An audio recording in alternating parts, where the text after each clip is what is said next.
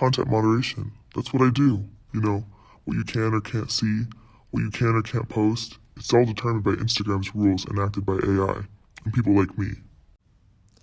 When did you first get started with content moderation? When I first became a moderator, well, I thought I knew what it entailed.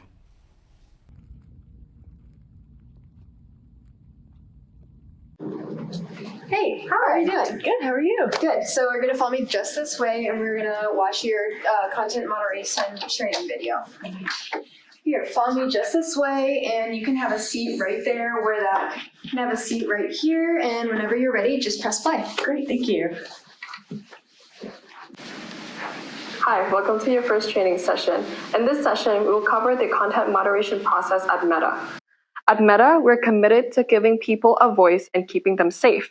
Since 2016, we've implemented a strategy called Remove, Reduce, Inform to manage content across our Meta platform. This means we remove content that goes against our community guidelines, reduce the distribution of problematic content that doesn't violate our policies, and inform people with additional context so they can decide what to click, read, or share. To help with this strategy, we have developed policies called our community guidelines that describe what is and isn't allowed on our technologies. We also collaborate with global experts in technology, public safety, and human rights to create and update our policies. The community guidelines cover 22 different topics, all of which fall under 5 overarching guidelines: violence and criminal behavior, safety, objectionable content, integrity and authenticity, and respecting intellectual property. In our next section, we'll go into each community guideline in detail, but for now, it's important to know that we enforce our policies using technology and human review, which is where you come in. Our technology and review teams help us detect and review potentially violating content and accounts. In regards to the practice of content review, when something goes against the Facebook community standards or Instagram community guidelines, Meta has content enforcement systems in place to respond. For example, we use artificial intelligence and machine learning tools to help us identify and remove a large amount of violent content before anyone sees it. Potential content violation get routed to review teams.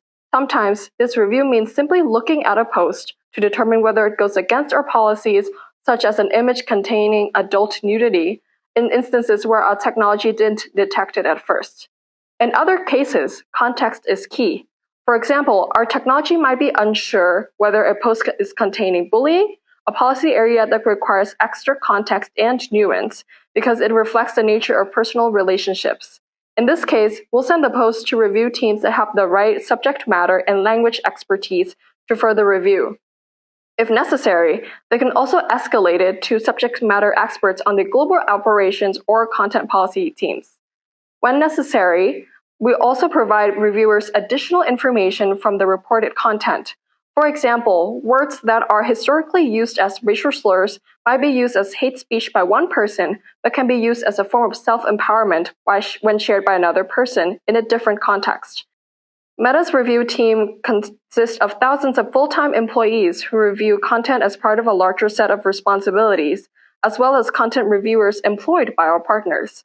They come from different backgrounds, reflect our diverse community, and have an array of professional experiences, from veterans to legal specialists to enforcement experts in policy areas such as child safety, hate speech, and counterterrorism.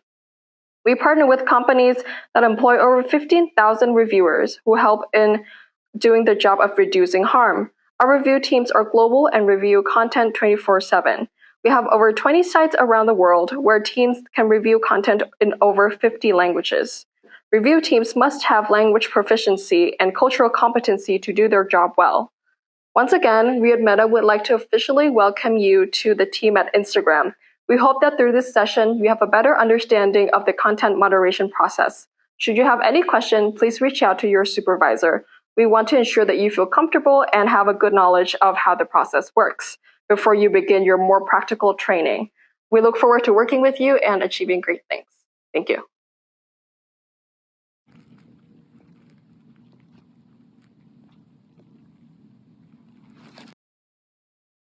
Why is it important for you to share your story? I was one of tens of thousands. My experience is not unique, but I think it's important for people to understand the work that we do day in, day out. The nature of our work demands total psychic engagement and commitment in a way that some may find disturbing.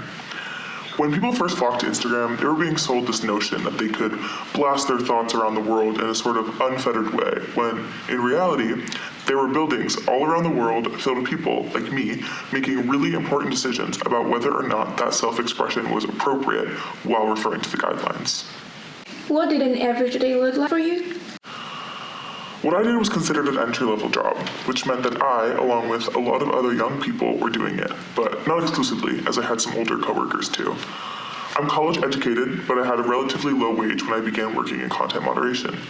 I didn't have healthcare, and that was provided to me through my arrangement. You know, when you think about psychological issues or other health problems that come up when you're working a job, the way you get healthcare is through your employment. I didn't have that. This job led to a lot of burnout. I repeatedly did the same thing day in, day out. Every day, I sat at this computer and sifted through hundreds of videos. I often had 10 seconds to assess a piece of content and determine whether it was in violation of Instagram's guidelines or not. And after a while, doubt would start to creep in. Did I take something down that shouldn't have, or did I let something slide? This burnout or desensitization, what was going on in your work that was causing this? What I was doing was really a frontline decision-making process. I would sit in front of the screen and jack into a queue system that would serve up content to me that someone else, someone like you, might have encountered on the platform and had a problem with. They may have found it offensive or disturbing, or sometimes it was really, really bad, or like illegal activity, or involved someone being harmed. These kinds of posts were then reported and sent to our queue. I was on the other side of the queue, along with thousands of moderators. We would look at the content, usually just for a matter of seconds because of the sheer volume, and then we'd have to determine if it was allowed or disallowed based on Instagram's guidelines and privacy policy. Then we would apply that policy to the particular piece of content, and ultimately it was a binary decision. This should stay up or this should come down, and it should come down based on these grounds, and then I would be on to the next piece of content doing the same piece again. Sometimes, what I would see would be totally not harmful or offensive, but then the next piece would be something very shocking, showcasing, for instance, something like abuse or suicide. I was called upon at times to make thousands of these decisions per day on my shift. What were the psychological costs of doing this? And secondly, did you get some larger sense of how important the issue of content moderation was to Instagram based on how you were treated? I can't speak for everyone because I know that some of my coworkers claimed that they didn't have any ill effects. However, being exposed to a never-ending queue of the worst of humanity at such an intense scale was definitely difficult for me. I tried to develop some sort of emotional armor, but when I started not to let things get to me, I began to feel like a very different person. I had to develop my own coping mechanisms, as wellness counselors were not always readily available to all of us content moderators.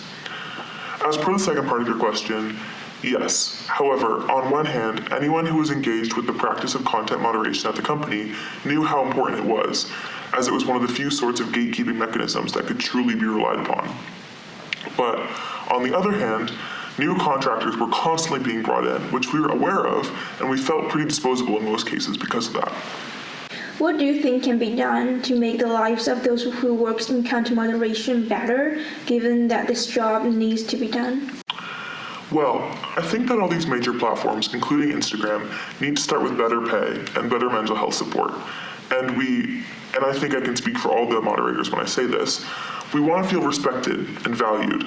The nature of this work has been designed in such a way that makes it seem as if it needs to be a secret. I mean, I had to sign an NDA that precluded me from even talking about my work. Instagram was not eager to toot our efforts, so instead they hid us in the shadows. We ultimately want the companies we work for to value the work that we do. These companies talk a lot about complete automation, but from being in the industry myself, that is still a far way off.